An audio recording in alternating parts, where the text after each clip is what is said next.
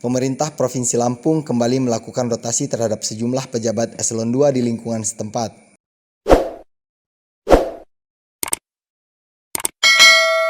Kali ini, Sekretaris Provinsi Lampung Marindo Kurniawan melantik Ganjar Jationo dan Ahmad Saifullah yang bertukar jabatan, di mana Ganjar Jationo kembali dilantik sebagai Kepala Dinas Kominfotik Provinsi Lampung.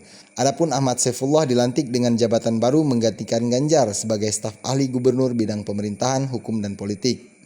Pelantikan dan pengambilan sumpah jabatan keduanya dilakukan di ruang rapat utama Kantor Gubernur Lampung pada Kamis 26 Juni 2025. Sekretaris Provinsi Lampung Marindo Kurniawan dalam sambutannya menyampaikan bahwa pelantikan ini dilakukan setelah melewati proses uji kompetensi. Dia pun menyebut rotasi jabatan ini telah mendapat rekomendasi dari Badan Kepegawaian Negara dan persetujuan Kementerian Dalam Negeri.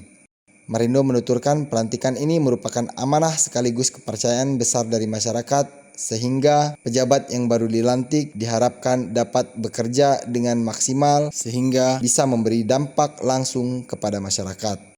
Bahwa saya akan setia dan taat